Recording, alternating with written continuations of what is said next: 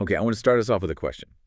And it's one of those questions that usually signals it's time to light some incense and sit in the lotus position. One of the big ones. Right. But bear with me, because where we're going today isn't a temple. It's much more like a server room.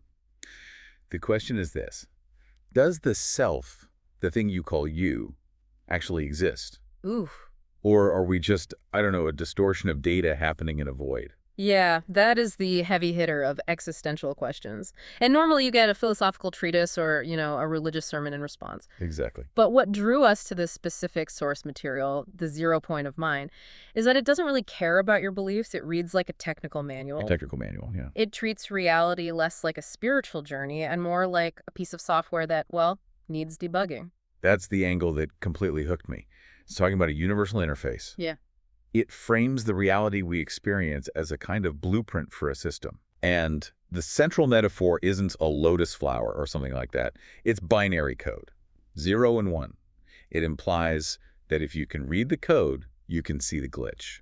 And that's a critical distinction to make right up front. The text suggests that the mind operates on this binary toggle. So if we can understand the difference between the 0... He calls the immortal reference point. Right, the immortal reference point.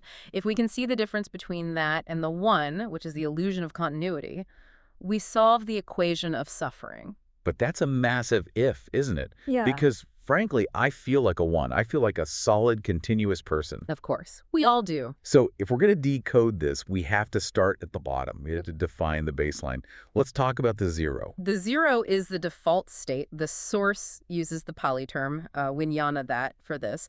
It translates to the original consciousness element. Okay. But don't let that word consciousness trip you up here. This isn't the consciousness of, oh, I wonder if I left the stove on. Right, because that implies a thinker.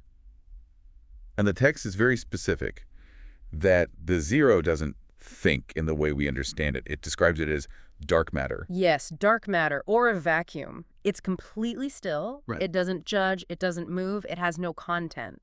It is just the capacity to know without actually knowing something specific. Like the screen before the movie starts. Perfect analogy. Yeah. The list of characteristics in the source was, it was fascinating, but also a little hard to get your head around. It says this element is neither born nor does it die. It's an immortal reference point. That sounds almost contradictory. How can something be nothing but also be an immortal reference? Well, think of it in terms of physics. Space itself doesn't die, right? Yes. Objects in space, they explode or they crumble, but the vacuum, the container, it just remains. So it's the background. The source argues that vijnana, that is the background canvas of the universe. It never gets lost or confused by external phenomena because it never actually engages with them. It just holds the space for them to happen. The analogy that really stuck with me from the reading was the one about still water. It's a classic image, but the source applies it so technically. Imagine a boundless ocean that is perfectly flat. No ripples, no waves. Just absolute stillness. That's the 0. That is the 0. It has the potential to become a wave, but in this state, it's just water.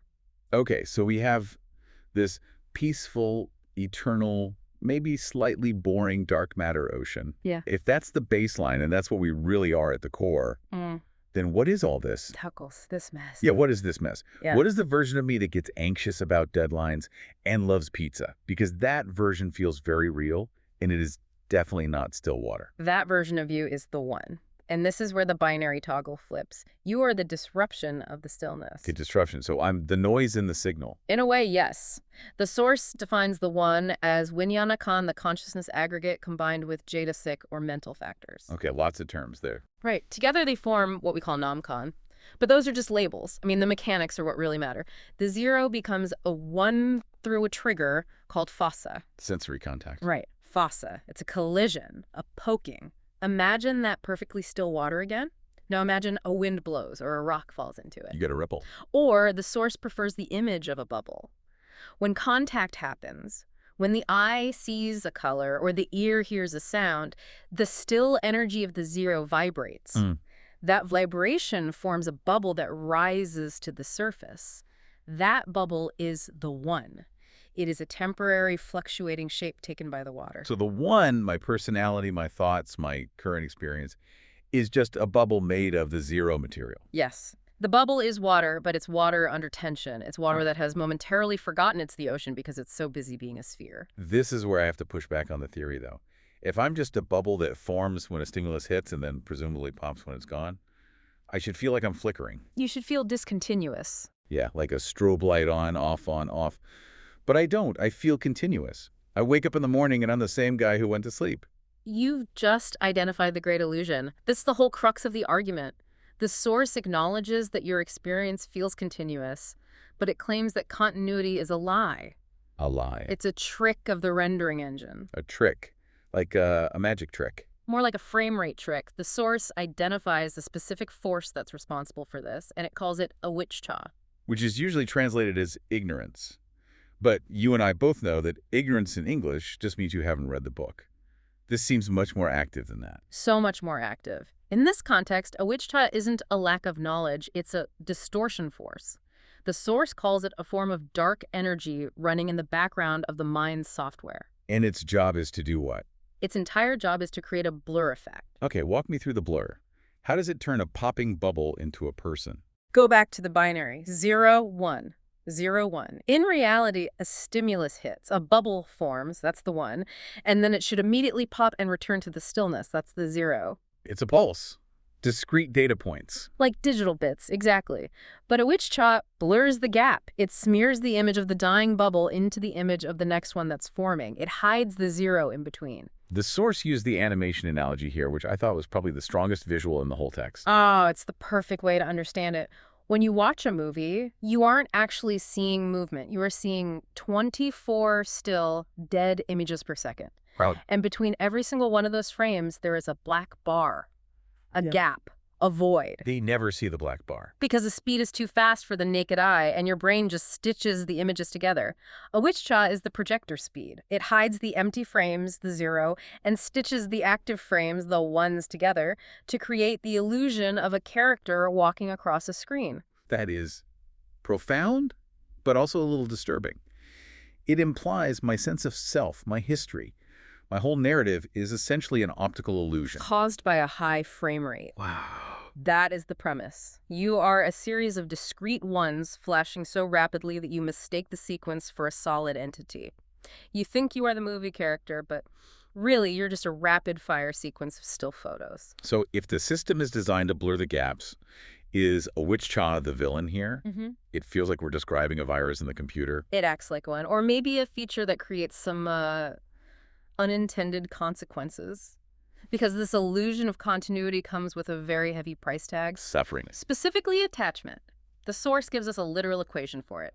Consciousness aggregate plus ignorance, attachment. So Winyanakan plus a witch-cha equals Yucathan. You got it. But why does the illusion create the suffering? Why can't we just enjoy the movie? Because that illusory bubble, it thinks it's permanent. Because the blur hides the gaps, the bubble starts thinking, I exist. I am real. I need to protect myself. And it becomes terrified of popping. Absolutely terrified. Right. If I know I'm just a bubble, then popping is just returning to the water. No big deal. But if I think I'm a separate solid diamond, then shattering is a tragedy. Precisely. The 1 bears the weight of every single experience because it claims ownership of them. This is my pain. This is my success. The 0, on the other hand, it cannot suffer. The text mentioned the mirror analogy here. How does that fit in with all the water and bubbles? It's a slightly different angle to explain the lack of suffering in the 0 state. Mm-hmm. A mirror reflects a fire, right? But the glass doesn't get hot. Sure. It reflects a knife, but the glass doesn't get cut. It reflects a tragedy, but the mirror isn't sad. The 0 is the mirror. And the 1 is the image in the mirror. Right. Our problem is that we are identified with the reflection, not the glass. We scream when the fire appears in the reflection, not realizing the immortal reference point, the mirror itself, is completely untouched. This brings me to a why question. Mm-hmm. And I think this is where people usually get stuck with these kinds of theories. If the 0 is so perfect, so peaceful, so mirror-like, and the 1 is just this trap of suffering created by a glitchy blur, why does the universe bother? Why not just stay as 0? Is the whole system broken? That's the ultimate design question. If we look at the source's deeper notes, it suggests this isn't a mistake at all. It's an evolutionary necessity. A necessity. The suffer. To know. Think about it. If there is only zero, only the still water, only the dark matter, there is no experience. It's just raw, unmanifested potential. It's sterile. It's sleeping without dreaming. Exactly. The expert commentary suggests that the system is a crucible. It is designed to let the element of knowing the zero get lost in the drama of the one. So it needs the blur. It needs the blur of ignorance to create the illusion of a world so that consciousness can actually experience something. So we get lost on purpose. We confuse ourselves with the bubble so that the game feels real. You have to forget you're sitting on the couch holding a controller to really feel the adrenaline of the video game. Right? Yeah, that makes sense. If you're constantly aware this is just pixels, there are no stakes. The universe wants stakes. It wants the drama. But the source also implies we aren't supposed to stay stuck in the game forever. There's an exit strategy. Yes. The point isn't to destroy the game, but to realize you're playing it, to dissipate the fog of a witch jaw. This is the part I really want to dig into, the how. Because the text introduces this concept of the quantum interface. It sounds very sci-fi. It does. But it seems to be talking about a very specific split-second mechanism. The quantum interface is just a modern term for that moment of face contact. It's the exact millisecond where the mind collides with the world. The source describes this as the interface between name, which is mind, and form, which is matter. And the claim is that we can hack this interface. We can, but it's not easy. It requires a technique that the source calls decoupling. Decoupling. That sounds like unhooking a train car. That's a good visual for it, but practically it's all about resolution. Most of us live our lives in, low resolution. We see the blurry, continuous movie. Yep. Decoupling requires high-resolution mindfulness. High-res mindfulness. So zooming in. Zooming in until you can see the pixels. If you can slow down your perception or really speed up your attention, you can actually catch the moment where the stimulus hits and the bubble forms. You can see the gap. You're looking for the black bar between the frame. Yes. The practice involves training the mind to see the zero between the ones. Mm-hmm. When you are angry, for example, usually you just feel a long, solid stream of anger. I am angry. Mm-hmm. But if you look with high resolution, you see a pulse of sensation, gap, a thought, gap, a pulse of heat, gap. It breaks apart. It fragments into data. And when you see the gaps, a witch task stops working.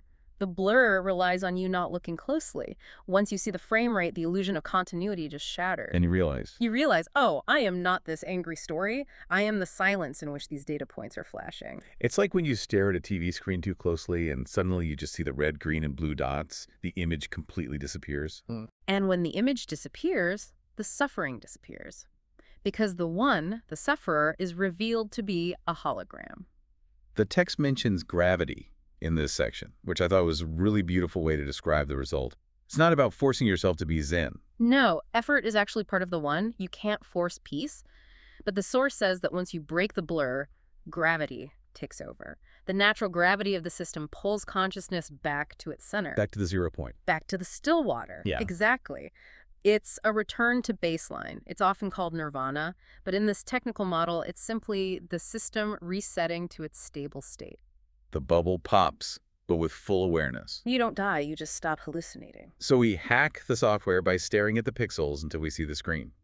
It sounds so simple, but I imagine it's incredibly difficult to do when you're in the middle of a stressful workday.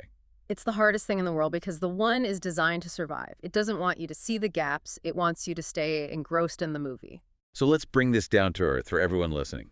We've covered bubbles, binary code, dark energy fog, quantum interfaces.